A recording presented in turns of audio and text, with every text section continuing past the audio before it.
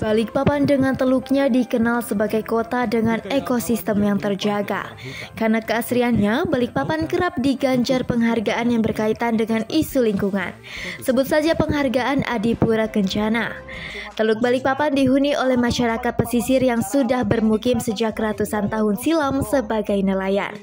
Pada tahun 1970-an mereka terbiasa mencari ikan tidak jauh dari tempat tinggal, tidak seperti saat ini, di mana mereka harus berlayar ke Selat Makassar.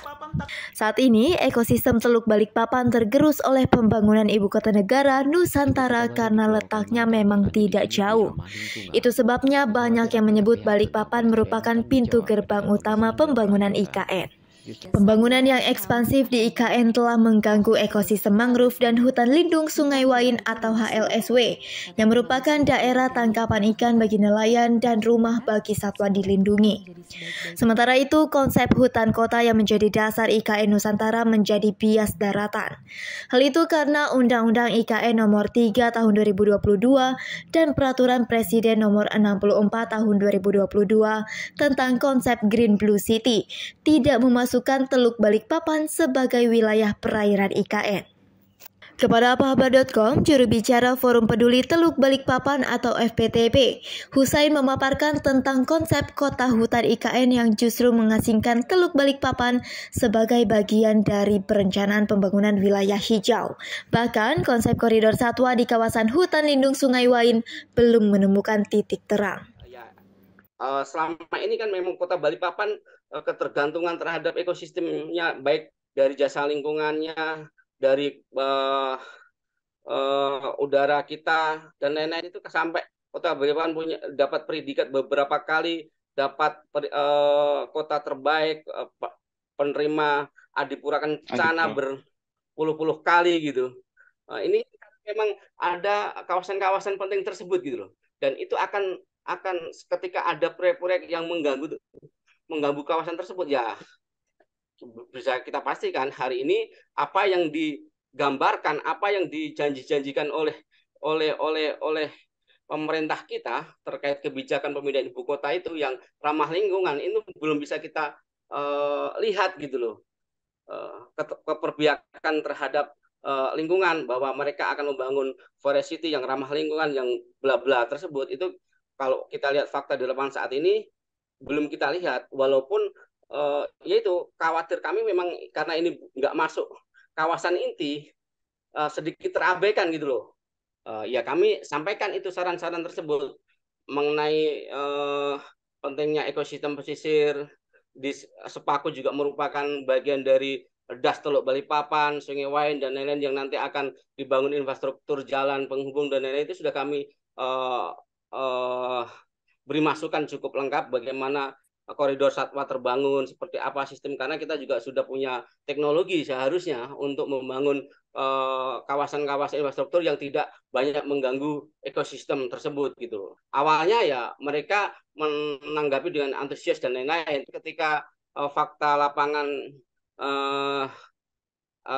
di tahun 2009, awal-awal tahun 2020 itu kami sudah beberapa kali berkirim surat sampai dengan hasil-hasil penelitian kami bahwa di sana adalah habitat-habitat penting tersebut, seperti apa desain-desain koridor satwa itu. Kami melakukan kajian itu berdasarkan sama teman-teman yang sudah berpengalaman gitu untuk melakukan itu gitu. Dan rekomendasi-rekomendasi tersebut juga nggak tahu apakah sampai juga ke kementerian-kementerian yang lain gitu. Padahal KLHK itu kemarin sangat berkomitmen lah untuk dan menyerap aspirasi di masyarakat setempat dan lain-lain itu. Kalau hitungannya hanya efisiensi biaya dan lain-lain, aku pikir kita akan kehilangan. Kita tidak akan lagi bisa apa yang akan kita ceritakan, apa yang kita akan wariskan gitu. Nanti ketika kita hanya memikirkan ekonomi misalnya, oh ini biayanya murah, hal-hal kayak gitu kan, yang menjadi pertimbangan pemerintah kita ini. Padahal di awal pemindahan ibu kota itu karena memang ada kerusakan lingkungan yang luar biasa, ya, daya dukung daya tampung di kawasan sudah tidak mampu, akan dipindahkan. Dan nanti juga di Kalimantan Timur kemungkinan besar juga nasibnya sama. daya tampung kawasan juga tidak mampu kalau masih kebijakan-kebijakan yang diterapkan masih seperti ini gitu loh. Tidak menutup kemungkinan persoalan yang ada di Jakarta akan berpindah ke Kalimantan Timur. Kalau kita lihat di antara Sungai Wain dengan Teluk Balikpapan itu ada 5 das namanya. Ada das Brengak, das Kuda, das Tengah, das Tempadung, dan das Kemantis. 5 das tersebut itu, das-das yang di ujungnya itu tertutup, didorong oleh oleh alat-alat berat. Ya, sudah nggak bisa disangkal gitu bahwa wilayah tersebut merupakan wilayah habitatnya orang utan, habitatnya beruang madu, habitatnya macan dahan gitu. Itu nggak bisa disangkal lagi gitu. Mau membantah apa gitu loh pemerintah bahwa itu Sungai Wain itu bukan habitat alaminya orang utan, tapi kan memang itu dulu ditempatkan, itu wilayah enklusur gitu loh bahasanya, wilayah perlindungan yang sekarang di mana Kaltim ini menyisakan hutan yang mana gitu loh. Kalau satwa-satwa tadi yang ditangkap dari masyarakat dari perdagangan ilegal mau ditetapkan di mana? Kalau itu disangkal bahwa ini bukan habitat alaminya, hal-hal seperti itu pernyataan itu kemarin yang terlontar di Badan Otorita bahwa Sungai Wain itu bukan habitat alaminya orang hutan. Iya memang, tapi kan sudah berpuluh-puluh tahun tadi itu dan sudah beranak pinak gitu loh. Solusi yang paling efektif itu saya nggak yakin karena sudah terlanjur kawasan yang luas dibukanya gitu loh. Kalau menurut catatan kami ini sudah ada berapa ratus hektar yang hutan alami itu yang hilang itu, yang diporak-porandakan akibat proyek pembangunan jalan tol tersebut. Begini, kalau memang komitmennya masih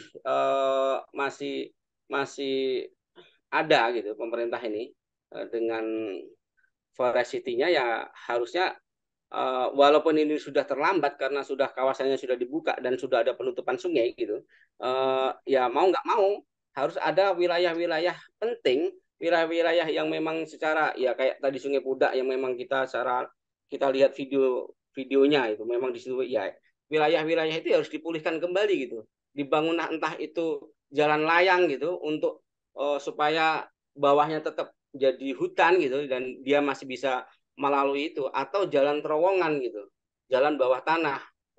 Kita juga punya teknologi itu kok. Pemerintah kemarin di beberapa kali kesempatan kami diundang oleh Badan Otorita itu memang mereka sudah menyanangkan bahasanya, sudah menyanangkan ada sekitar 3 kawasan koridor satwa yang akan terbangun di sana gitu.